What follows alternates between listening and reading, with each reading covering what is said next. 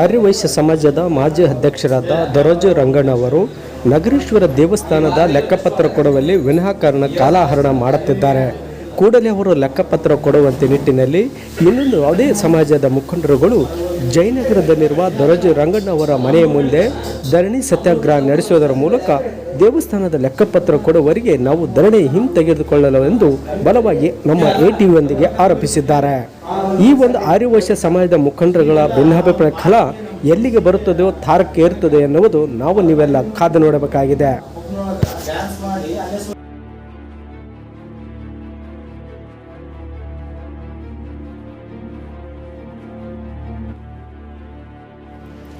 ನಾವು ಇಲ್ಲಿ ಬಂದಿರೋದು ಉದ್ದೇಶ ಸುಮಾರು 16ರಿಂದ 18 ವರ್ಷಗಳಿಂದ ಸನ್ಮಾನ್ಯ ಶ್ರೀ ದೊರಜು ರಂಗಣ್ಣವರು ಮಾಜಿ ಅಧ್ಯಕ್ಷರು ಆರ್ಯವೈಶ್ಯ ಸಮಾಜ ಗಂಗಾವತಿ ಇವರು ಯಾವುದೇ ಲೆಕ್ಕಪತ್ರಗಳನ್ನು ನೀಡಿರೋದಿಲ್ಲ.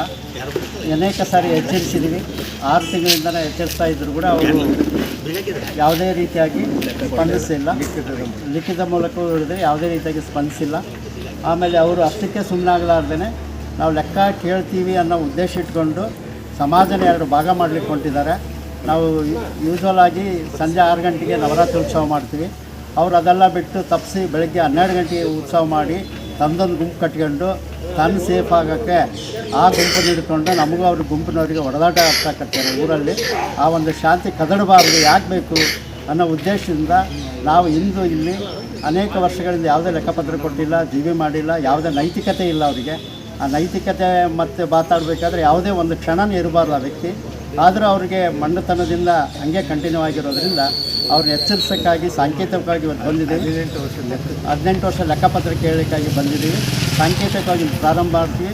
ನಂತರದ ದಿನಗಳಲ್ಲಿ 20 ಜನ ಅವರು ಟ್ರಸ್ಟ್ ಮಾಡ್ಕೊಂಡಿದ್ದಾರೆ. 20 ಜನ ಆರ್ಯ ಸಮಾಜ ಅಂದರೆ 20 ಜನ, ಟ್ರಸ್ಟ್ ಅಂದರೆ 20 ಜನ, ಸ್ಕೂಲ್ ಅಂದರೆ 20 ಜನ. ಆ 20 ಜನ ಬಿಟ್ಟರೆ 400 ಮನೆಗಳು ಇದ್ದರೂ ಕೂಡ ಆ 20 ಜನ ಬಿಟ್ಟು ಯಾರೂ ಇಲ್ಲ ಈ ಸಮಾಜ ಅನ್ನೋ ರೀತಿಯಲ್ಲಿ ಕಟ್ತಾ ಇದ್ದಾರೆ.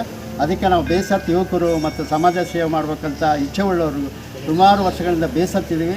ಅನೇಕರನ್ನು ಏನಾರು ಕೇಳಿದಾಗ ನಿನ್ನ ಸಮಾಜದಿಂದ ಹೊರ ಹಾಕ್ತೀವಿ ಅನ್ನೋ ಉದ್ದೇಶ ಇಟ್ಕೊಂಡು ಅವು ಹೊರ ಹಾಕ್ಲಿಕ್ಕೆ ಏನು ಬೇಕು ಅಂದರೆ ಸುಮ್ಮನೆ ಇನ್ವಿಟೇಷನ್ ಕೊಡೋದು ಬಿಡೋದು, ಅಲ್ಲಿ ಹೋದಾಗ ನೆಗ್ಲೆಕ್ಟೆನ್ಸಿ ಮಾಡೋದು, ಇಂಡೈರೆಕ್ಟಾಗಿ ಇನ್ಸಲ್ಟ್ ಮಾಡೋದು, ಈ ರೀತಿ ಮಾಡ್ತೀವಿ. ಸಮಾಜದಿಂದ ದೂರ ಮಾಡ್ತಾನೆ ಬಂದರು ಕೆಲವು ವ್ಯಕ್ತಿಗಳನ್ನು.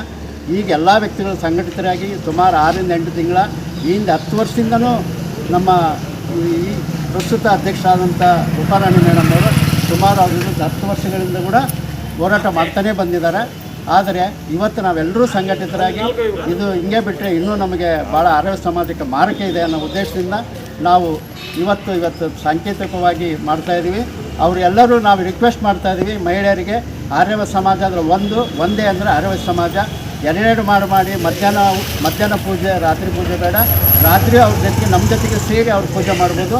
ಅವರು ಬಂದರೆ ಅವ್ರ ಜೊತೆಗೆ ಸೇರಿ ನಾವು ಪೂಜೆ ಮಾಡ್ತೀವಿ ಅನ್ನೋ ಮೂಲ ಉದ್ದೇಶ ಅಧ್ಯಕ್ಷ ಹೇಳಿದ್ರು ಕೂಡ ಅದಕ್ಕೆ ಯಾವುದಕ್ಕೂ ಮನ್ನಿಸದೆ ಇದನ್ನು ವಿಷಯನ ಡೈವರ್ಟ್ ಮಾಡಲಿಕ್ಕಾಗಿ, ಪಬ್ಲಿಕ್ಕನ್ನು ಸಿಂಪತಿ ತಗೊಳ್ಳೋಕ್ಕಾಗಿ ಮಧ್ಯಾಹ್ನ ಪೂಜೆ ಮಾಡ್ತಾ ಇದ್ದಾರೆ.